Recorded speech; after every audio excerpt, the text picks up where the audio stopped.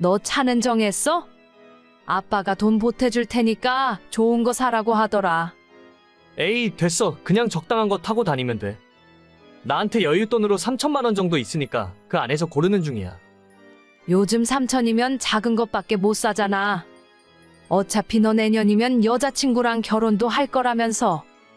그럼 1, 2년 안에 아이 생길 거고 그때 가면 차가 작아서 새로 바꿔야 해. 그런가? 3천이면 충분할 줄 알았는데. 아빠가 3천 더 보태준다고 하니 이참에 좋은 차로 바꿔. 6천이면 제네시스 같은 거 살 수 있지 않니? 그렇긴 한데 내가 그런 차 타는 게 어울리긴 할까? 너무 비싼 거 아니야?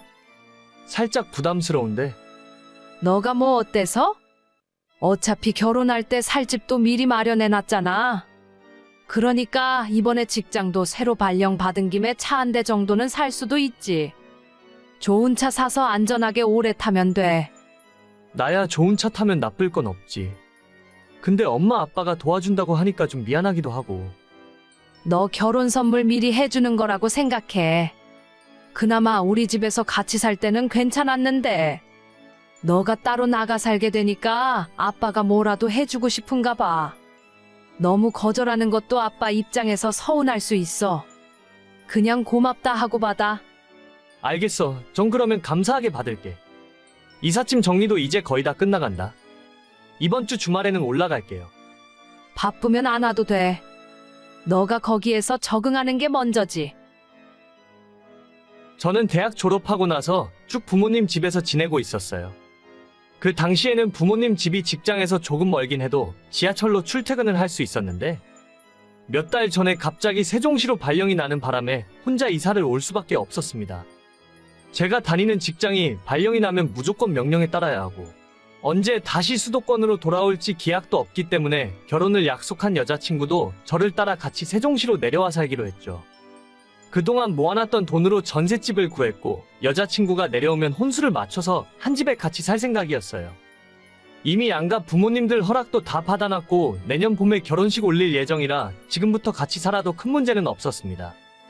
하지만 부모님 집에서 지낼 적에는 항상 대중교통을 타고 다녔으니 자가용이 필요 없었어요. 서울 생활이라는 건 차를 운전하는 것보다 오히려 대중교통이 훨씬 빠르기도 했고 가끔 주말에 한번 여자친구와 데이트를 할 때는 부모님 차를 빌려서 타면 되니까 차를 살 이유가 하나도 없었죠. 그래서 돈도 더 많이 모을 수 있었던 것 같은데 지방에서 살게 되면서 차가 없으면 불편한 점이 너무 많았습니다. 집을 구하고 남은 돈이 3천 정도 있었기 때문에 이 돈으로 차를 알아보고 있었는데 부모님이 지원을 해주셔서 조금 더 크고 좋은 차를 사게 되었습니다. 나중에 결혼하고 아이 태어나면 셋이 타도 될 만한 튼튼한 차를 사라고 해서 제네시스를 알아보다가 외제차 브랜드에서 SUV를 6천만 원 조금 넘게 주고 구입했어요. 제 능력으로 너무 비싼 차를 사는 것 같긴 했지만 그래도 할부 없이 전부 현금을 주고 사는 거니까 괜찮겠다 생각했습니다. 문제는 이 차를 타고 출근을 한 뒤로 직장에서 예상치 못한 견제가 들어오기 시작했어요. 저기 직원 주차장에 못 보던 외제차가 있네. 누구 차야? 왜 대답이 없어? 누구 차 새로 뽑았어? 김 과장이야?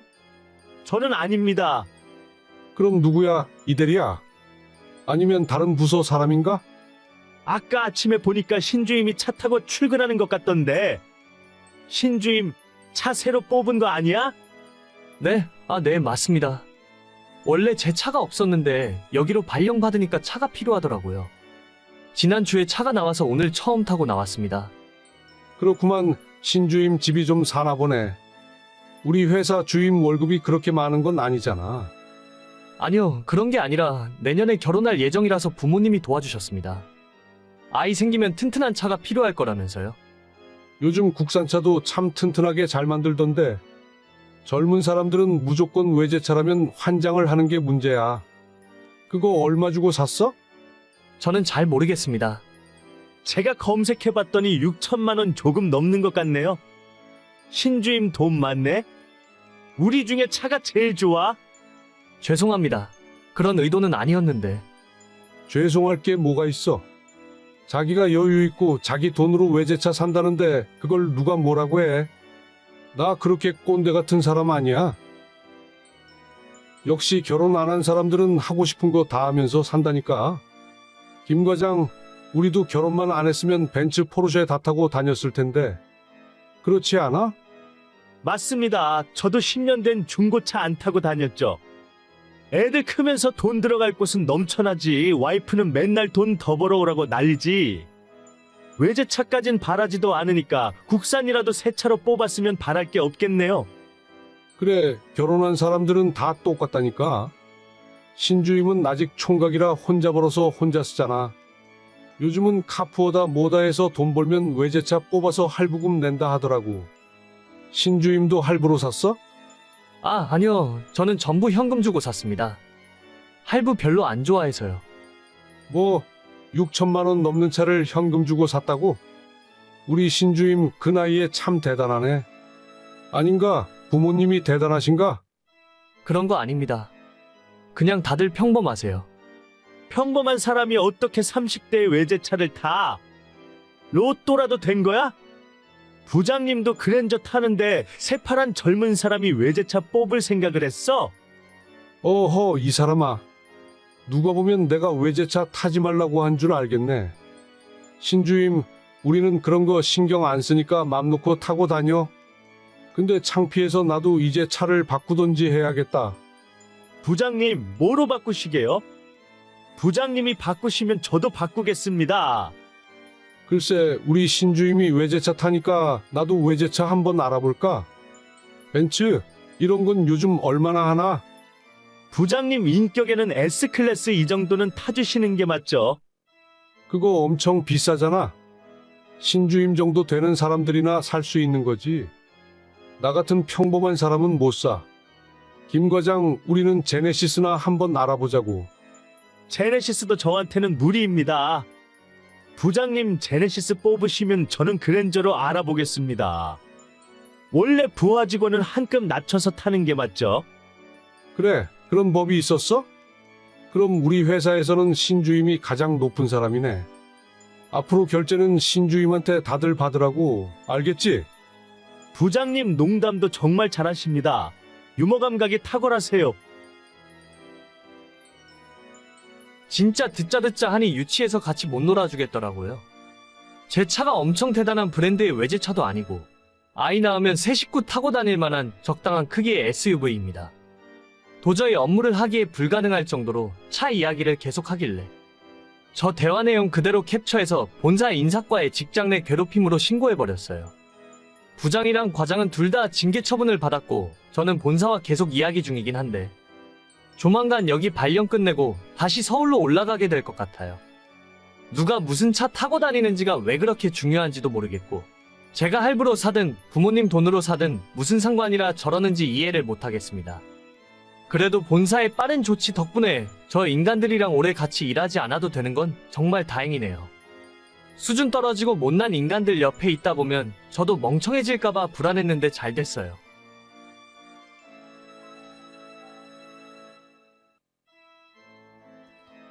현아 씨, 오늘 퇴근하고 바빠요? 글쎄요, 오늘은 별다른 약속 없는 것 같은데요? 사장님 왜요? 저녁에 야근해야 할 일이 있나요? 아니, 그런 건 아닙니다. 저번에 현아 씨가 맡아서 해준 일도 잘 끝났고 덕분에 사장님에게 금일봉 받은 것도 있어서 저녁에 고기라도 사드리려고 하는데 시간 괜찮으세요? 고기요? 진짜요? 소고기 먹으러 가나요? 현아 씨가 원하면 소고기 먹으러 가죠 뭐.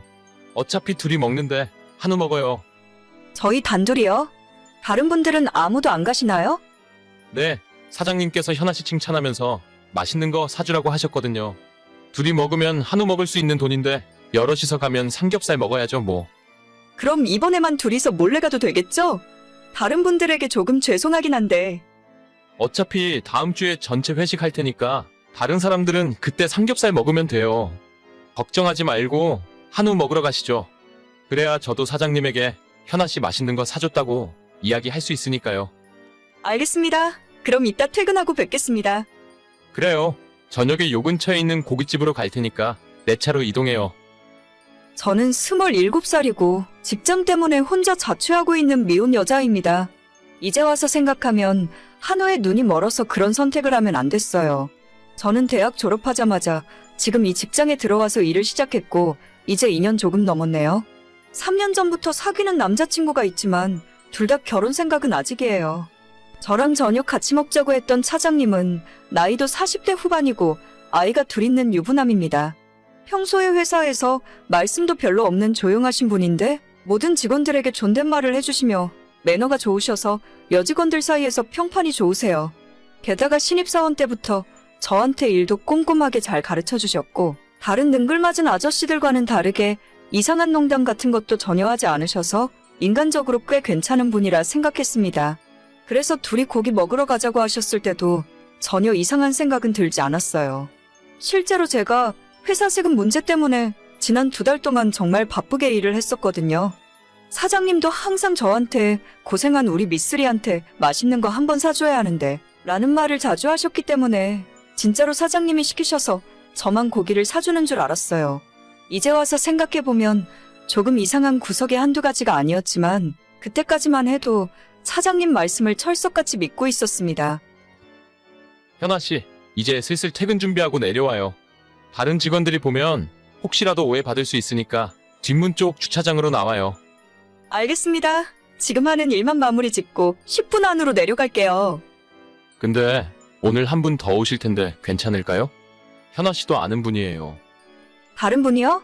저희 회사 사람인가요? 솔직히 저희 회사는 아니고 거래처에서 일하시는 분인데 현아 씨랑 자주 보고 얼굴도 아는 사이일 거예요. 아, 그게 저는 저희 둘만 가는 줄 알았는데 모르는 사람 있으면 불편해서 먹기가 좀... 아니에요. 현아 씨랑 잘 아는 분일 텐데. 막장건설 아시죠? 거기에서 일하시는 분인데 얼굴 보면 아실 거예요.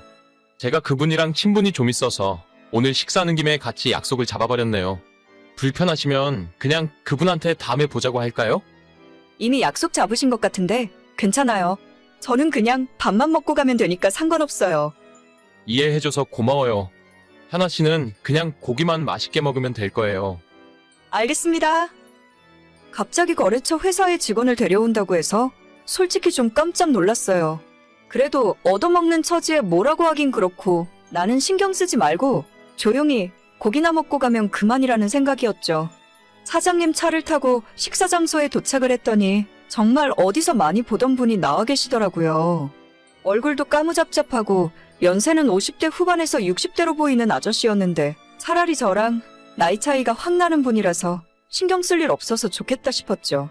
자리에 앉자마자 기다리던 한우를 시켜서 먹기 시작했고 오랜만에 먹는 소고기라서 그런지 정말 입에서 살살 녹고 맛있었어요.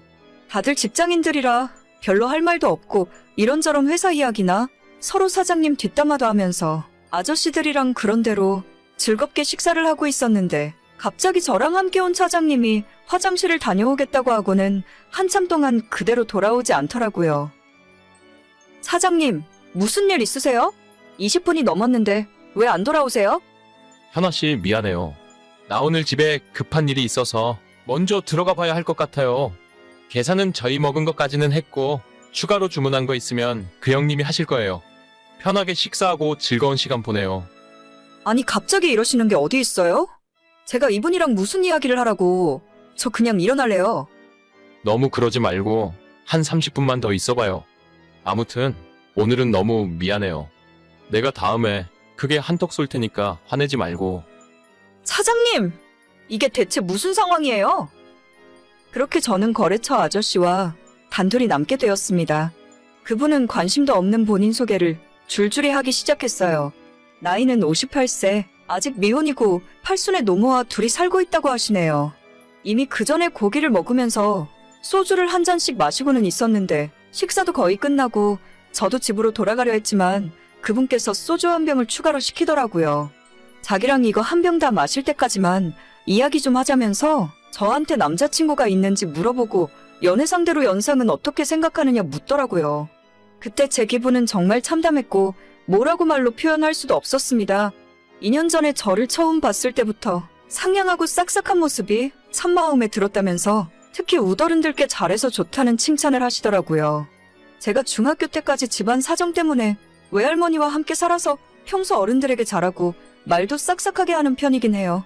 아무리 그래도 그렇지 저랑 20살도 넘게 차이 나는 아저씨가 어떻게 저한테 호감을 표현할 수 있는지 소름이 쫙 끼치더라고요.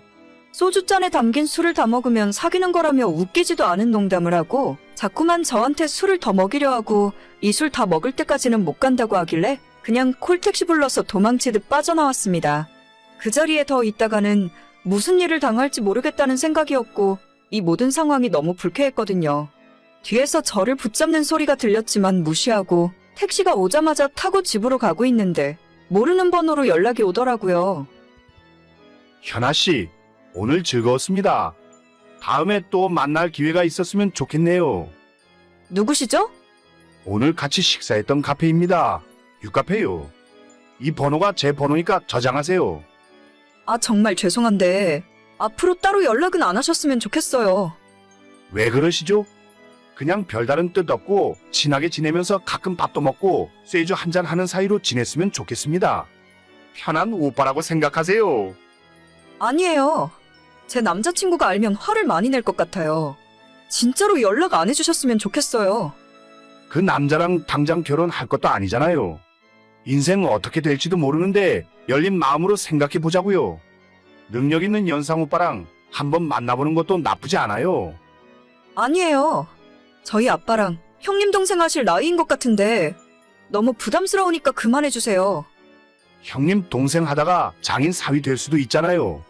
사랑의 나이가 뭐가 중요하겠습니까? 현아 씨 처음 봤을 때 어른들에게 싹싹한 모습 보니까 울 어머니 생각나더라고요. 저런 여자면 같이 살아도 시어머니한테 참 잘하겠다 싶고 좋았어요. 아니요. 저는 그럴 일 없고 더 이상 대화 나누는 건 의미 없는 것 같아요. 타단할 테니까 연락하지 마세요. 더 이상 선 넘으면 저도 가만히 있지 않을 거예요. 현아 씨 한번 잘 생각해 보세요. 어떻게 58살 먹은 아저씨가 나한테 저런 생각을 품고 있는지 정말 징그러운 기분이었어요. 저도 연애를 할 때 위로 아래로 나이 차이는 큰 상관없다고 평소에 생각하고 있었습니다.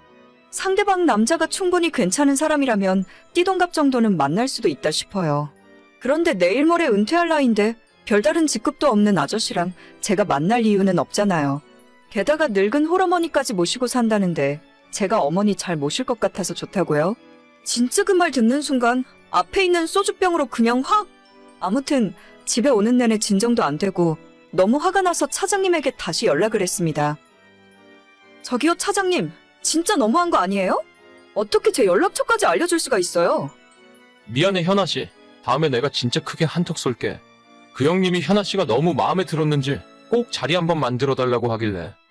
저 진짜 이번 일 그냥 안 넘어가요. 내일 출근하면 인사과에 이야기할 테니까 알아서 하세요. 차장님이 뭔데 제 번호를 함부로 알려줘요? 저 경찰에 신고할 테니 그렇게 아세요. 현아 씨. 그렇게 하면 회사에서 서로 곤란해져. 내가 다시는 연락 안 오게 막아줄 테니까 한 번만 용서해줘. 응? 내가 그까짓 회사 그만두는 한이 있어도 당신 같은 인간은 절대 용서 못해. 팔아먹을 게 없어서 부하 직원을 팔아먹어? 현아 씨. 내가 진짜 미안해. 어떻게 보상을 하면 좋을까?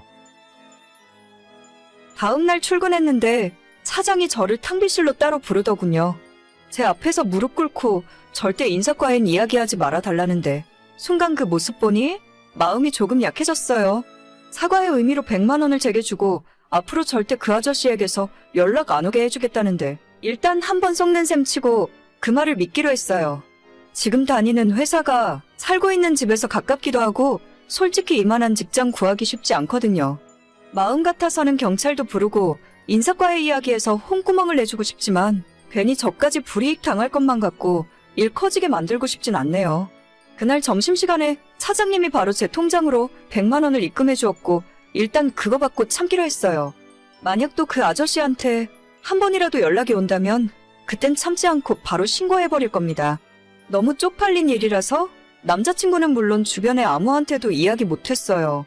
지금도 어떻게 20살 차이 아저씨가 저한테 고백할 수 있는지 그렇게 내가 만만하게 보였을까 하는 생각에 며칠째 우울한 마음이 가시질 않습니다.